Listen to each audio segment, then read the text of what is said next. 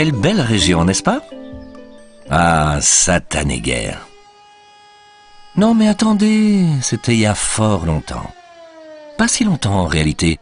Beaucoup de personnes ont payé de leur vie pendant les 2 guerres mondiales, dont certaines venues parfois de très loin pour nous aider.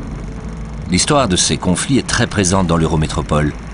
À ce propos, saviez-vous qu'une des figures emblématiques de la Seconde Guerre mondiale était née dans l'Eurométropole? J'imagine que vous voyez de qui je veux parler. En octobre 1914, le front se fige à quelques kilomètres d'Ypres en formant un saillant dans les lignes allemandes. La cité flamande verra ainsi se dérouler à ses portes 5 batailles successives pour lesquelles seront mobilisés des soldats venus du monde entier.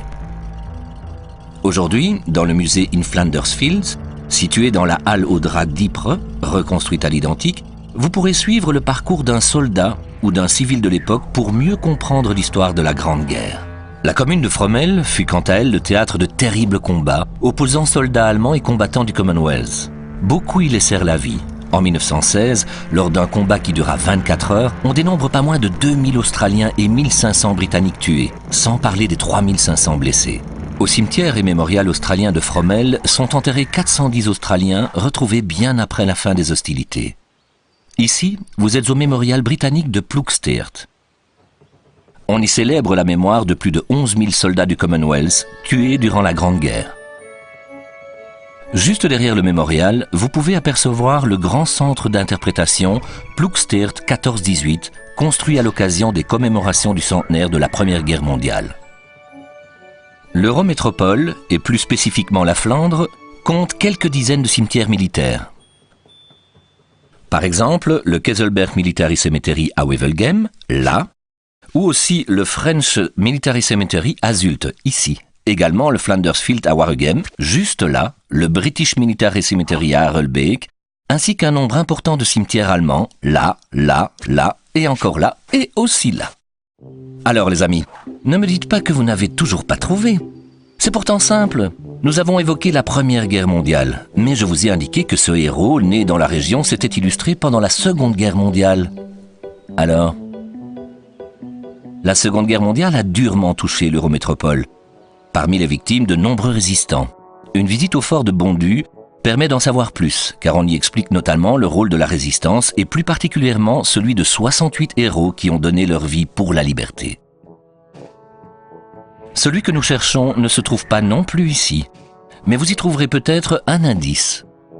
Le musée du 5 juin 1944, Message Verlaine à Tourcoing, permet de découvrir un blockhouse entièrement restauré qui a joué un rôle important lors de ce conflit. C'est effectivement ici, dans le centre d'écoute radio de Tourcoing, que fut capté et compris le message de Radio Londres, extrait d'un poème de Verlaine, et qui annonçait le débarquement en Normandie. Les sanglots longs des violons de l'automne. En effet, oui, la radio, le général de Gaulle, héros qu'on ne présente plus, y fit l'un des plus célèbres appels radio de l'histoire. Le 18 juin 1940, il appela les militaires à continuer la lutte. Cet appel marqua le début de la France libre et du combat de la résistance face au régime de Vichy et aux soldats allemands.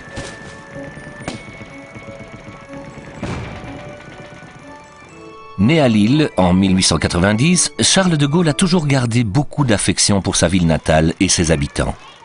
Et l'endroit devant lequel vous vous trouvez est effectivement la maison où grandit ce héros de la Seconde Guerre mondiale. Cette maison est aujourd'hui un musée et un centre culturel multimédia. On peut notamment y visiter les différentes pièces de la maison conservées comme à l'époque, mais également assister à des conférences et des expositions temporaires. À ce propos, saviez-vous que le général de Gaulle était friand des fameuses gaufres à la vanille de la pâtisserie Meert? Allez, sur ce coup-là, c'est moi qui invite. Ah, il faut le dire, les émotions, ça creuse.